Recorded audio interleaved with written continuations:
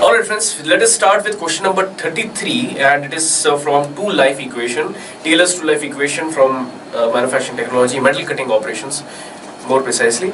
And it says two cutting tools with two-life equations are given below. So VT, tool number 1. So for first tool, tool 1, it is Vt to the power 0.1 that is equal to 150, and tool 2, it is equal to V into T to the power 0.3 equals to 300 like this, right? Now where V is the cutting speed in meter per minute, T is the tool life in minutes, the breakdown cutting speed beyond which tool 2 will have a higher tool life than tool 1 in meter per minute you have to find out, right? So this kind of problem is very common, and it's very simple to solve, let me tell you. The only thing is that you need to understand the language of this question. It says that the breakdown cutting speed beyond which, I'm repeating once again, beyond which tool 2 will have a higher tool life than tool 1. Getting the point? So they are asking beyond which. So beyond which what? I mean beyond what? They are talking about one point at which at least these tool lives for both the tools are same, right? Beyond which it is going to be higher, but at this point what is going to happen? They are going to be same, right? So what happens is that you must understand that every tool is going to behave in this manner.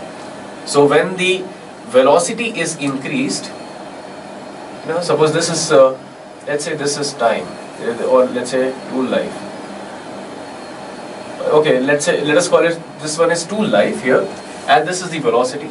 So when you increase the velocity, you can see what happens to the tool life. Yeah, at higher velocities the tool life is less, but as you decrease the velocity, it is going to increase, right? So most of the, almost like okay, let me rephrase it.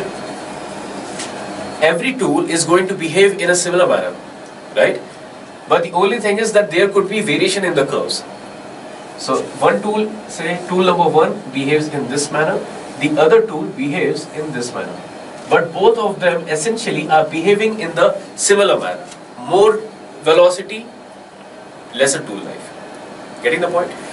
So what I am going to do is, let us call this curve is for tool 2, and I am going to consider this point at which the tool lives are going to be equal for both of them. But when I talk about this point, not only the tool life becomes equal, but also the velocity at which both of these tools work also becomes similar. Same, exactly same, right? So from here what I get is that, suppose this is V1 and this is T1 and this is V2 and T2, there is no discrimination between velocities and tool lives now. So here you can see at this point V1 becomes equal to V2, and here T1 becomes equal to T2. So what you need to do is simply divide both the equations. Let us call it equation 1 and this equation 2. So divide equation 2 by 1, 2 by 1. So you will get T2, V2 T2 to the power 0.3, V1 T1 to the power 0.1 equals 300 by 150. And since both of them are equal, V1 and V2 will be equal, and T2 and T1 are also equal, but because of their powers, you will see that it becomes T2 to the power 0.2 and it becomes 2. So from here you can see that therefore T2 becomes equal to, you get the value as 106.07 meter per second. That's all. Now there is a small mistake. It's not 106.07. It is actually 32 meter per second. Meter or meter per minute. Meter per minute. Okay. That's all. Yes. My friends, again, let me, since we have, what we need to find out the breakdown cutting speed beyond which tool 2 will have a higher tool life. So we are actually supposed to find out the cutting speed. So far we have solved for tool life only, right? So we have to equate, I mean we have to solve for velocity also. Yeah.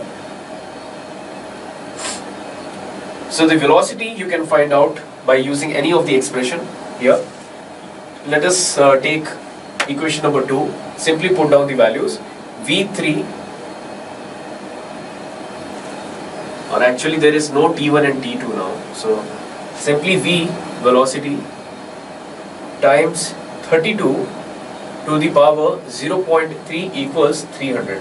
Now if you will solve for this, you will get some value which will be the correct answer, and it is going to be, yeah, now it's correct, it's 106.06 meter per minute. Yeah. Now this is complete. So we don't have to stop our discussion at tool life itself. We have to complete till the cutting speed, right?